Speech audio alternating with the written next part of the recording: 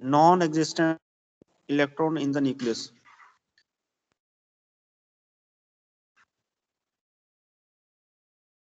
So uncertainty principle को explain किया था हमने वेव पैकेट के कंसेप्ट से, वेव पैकेट के कंसेप्ट से, lambda equal to H upon P. Wave packet कौन सा रीजन है जहां पे हम इलेक्ट्रॉन को फाइंड कर सकते हैं, probability of finding electron is there, ठीक है। सो अगर P लार्ज है, momentum is very much large, means velocity spread is high, so there is uncertainty in the measurement of position momentum. P large है तो उसको major करना मुश्किल होगा, और लैम्डा और P में इनवर्स रिलेशन है, वहां से क्या आ गया था, lambda is small, lambda is small, inverse relation है। Lambda small means size of, this means we can locate particle easily now, ठीक है। बट अनसर्टेनिटी किसमें आ गई, मोमेंटम में। इससे उल्टा अगर मोमेंटम स्मॉल है means we can calculate momentum with certainty, we can calculate momentum with certainty, ठीक है। बट इस केस में लैम्डा क्या हो जाएगा, large, size of wave packet will become large. So uncertainty किसमें आ गई, पोजीशन की मेजरमेंट में। तो सेम टाइम पे प्रिसाइजली साइमल्टेनियसली हम पोजीशन और मोमेंटम को एक साथ मेजर नहीं कर सकते माइक्रोस्कोपिक पार्टिकल्स के लिए। Delta x delta p is greater than equal to h bar, ठीक। अब कुछ एप्लीकेशंस, अनसर्टेनिटी प्रिंसिपल ने कुछ चीजें एक्सप्लेन की, उससे 3-4 जो एप्लीकेशंस है वो करेंगे हम। Non existence of electron in the nucleus, पहला है नॉन एग्जिस्टेंस ऑफ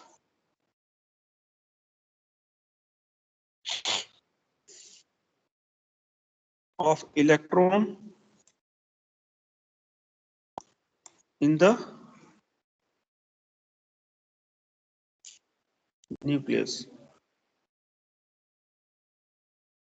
इलेक्ट्रॉन क्या है, न्यूक्लियस के चारों तरफ घूमता है, ठीक है, आपने यही पढ़ा है। इसका मतलब इलेक्ट्रॉन न्यूक्लियस में एग्जिस्ट, ये एक्सप्लेन करेंगे हम अनसर्टेनिटी प्रिंसिपल की हेल्प से। अगर इलेक्ट्रॉन न्यूक्लियस में एग्जिस्ट करता, if electron to be exist in the nucleus, तो अनसर्टेनिटी क्या होती है उसकी पोजीशन की मेजरमेंट की, जितना न्यूक्लियस का साइज है, साइज ऑफ न्यूक्लियस 10⁻⁻14 मीटर का ऑर्डर है, ठीक है। अगर तो हम ये सपोज करके चलेंगे, if electron to be exist in the nucleus, then its uncertainty in the measurement of position will be the size of nucleus, जितना न्यूक्लियस का साइज है वही होता वो, ठीक है, न्यूक्लियस में ही होता अगर एग्जिस्ट करता, ठीक, राइट। तो if electron to be exist in the nucleus,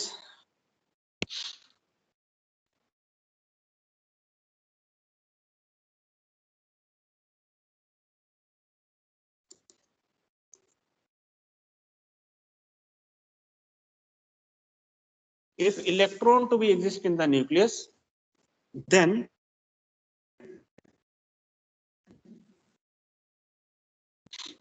uncertainty in the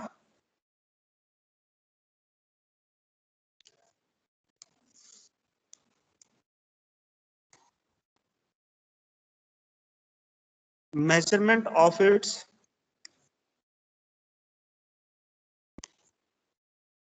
position will be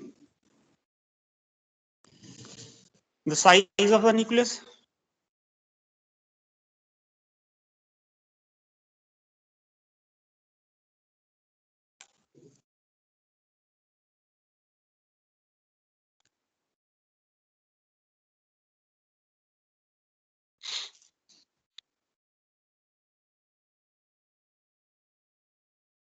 size of the nucleus, that is delta x equal to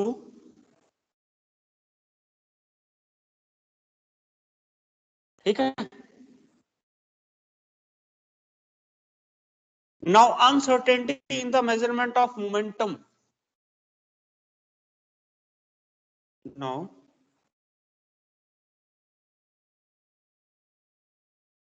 uncertainty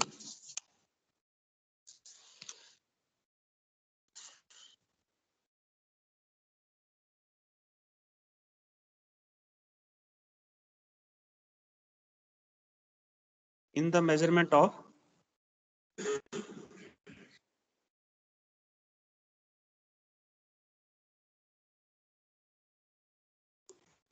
momentum will be कितना होगा बताओ? Delta P equal to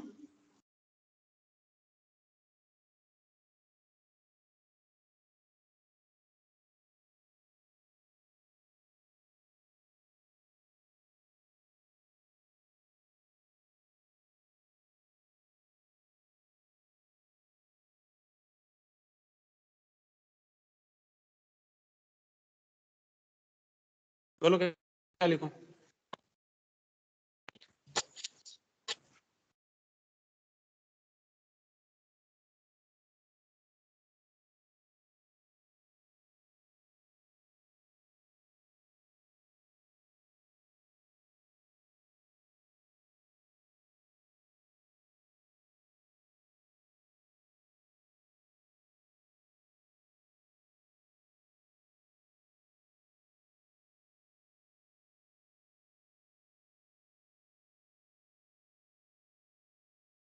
delta P uncertainty principle की application हो रही है, ठीक है। Delta x पता, डेल्टा P कैसे आएगा?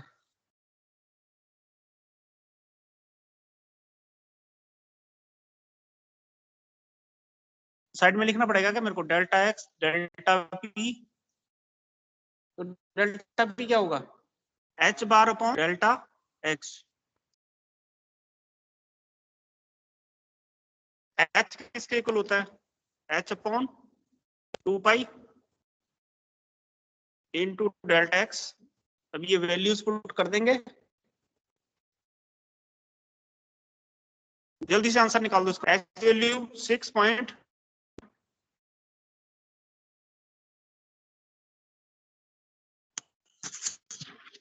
अरे आपको मेरी स्क्रीन दिख रही है अमन? यस सर, दिख रही है।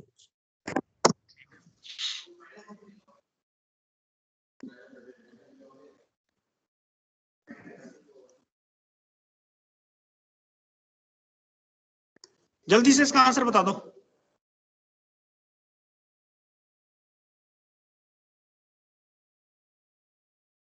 जल्दी से इसका आंसर बता दो।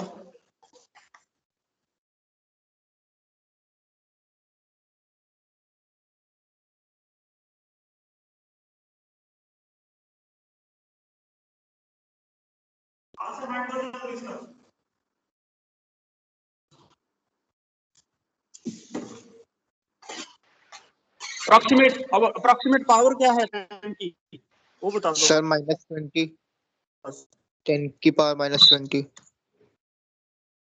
तो ये आ जाएगा 10⁻⁻20। ये ऑर्डर है इसका किलोग्राम। हाँ कोई नहीं, यही ऑर्डर है ना, 10⁻⁻20 किलोग्राम मीटर पर second.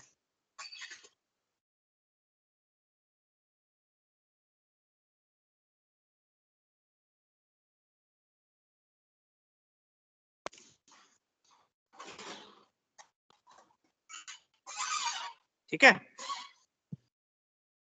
So thus the magnitude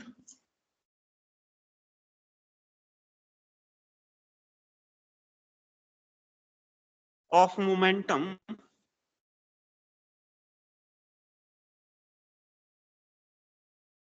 of the particle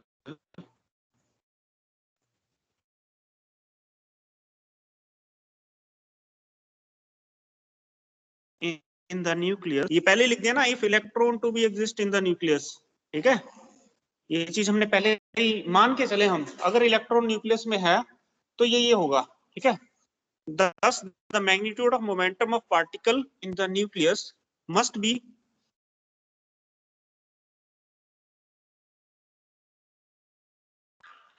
at least of the order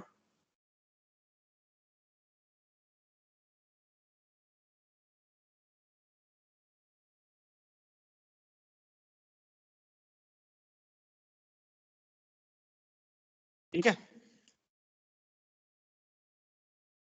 अगर इलेक्ट्रॉन न्यूक्लियस में एग्जिस्ट करता है, पोजीशन अनसर्टेनिटी हमें पता है, उसका मोमेंटम अनसर्टेनिटी ये होगा, मतलब उसका जो मोमेंटम है अप्रॉक्सीमेट इस ऑर्डर का होगा, अप्रॉक्सीमेट इस ऑर्डर का होगा न्यूक्लियस के अंदर, न्यूक्लियस के अंदर, ठीक है। Now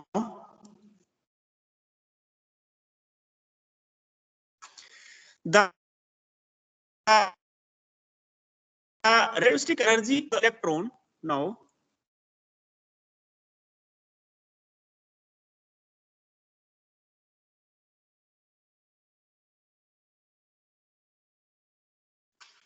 now the relativistic energy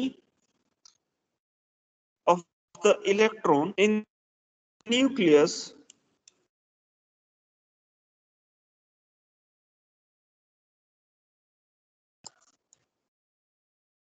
is given by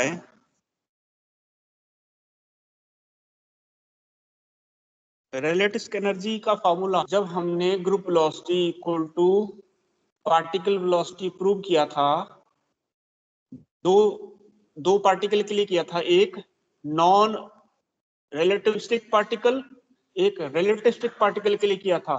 तो वहां पे हमने एनर्जी का फॉर्मूला लिखा था, वो क्या था, हाँ तो ये है हमारे पास E इक्वल टू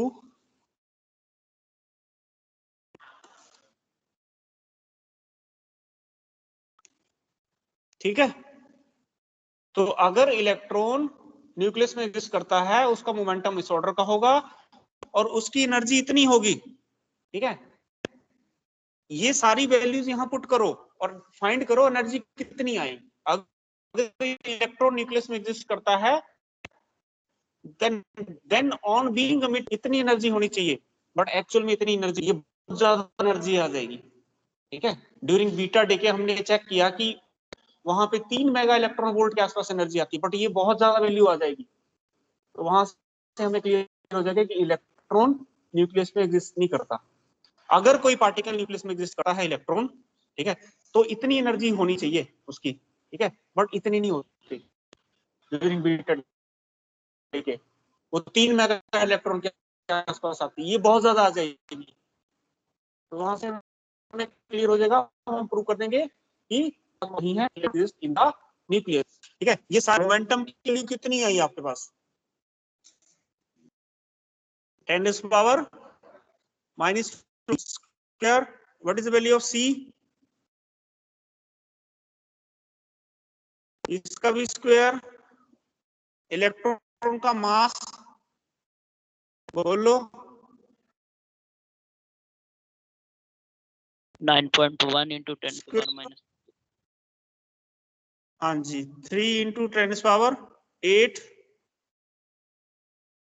तो इसको सॉल्व करेंगे आप,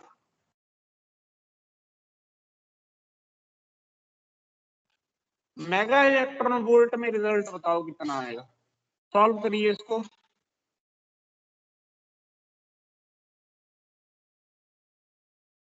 -31, ये 4 तो है, अच्छा प्लस लगा दिया, ये तो बहुत बड़ी गलती होगी। हाँ जी इसको सॉल्व करिए। तो हम सपोज ये मान के चले हैं, if electron to be exist in the nucleus, if electron to be exist in the nucleus,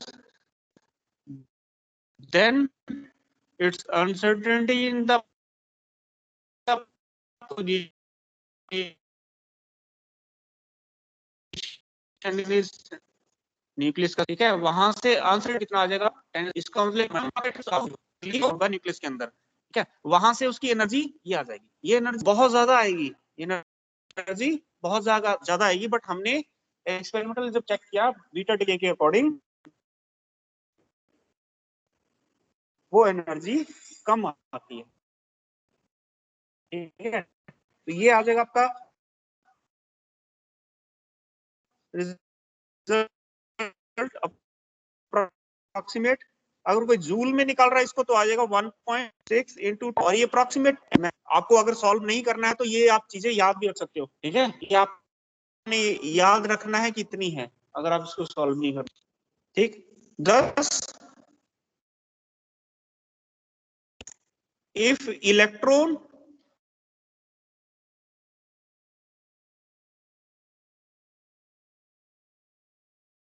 exists inside the nucleus,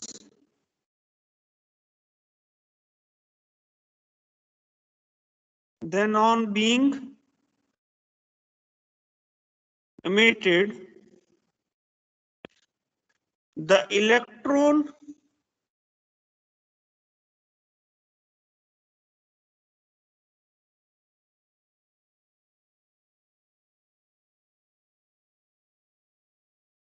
should energy of the order of 10 mega electron volt.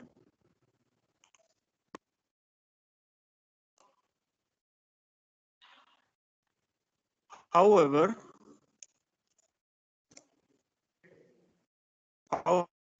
the electron emitted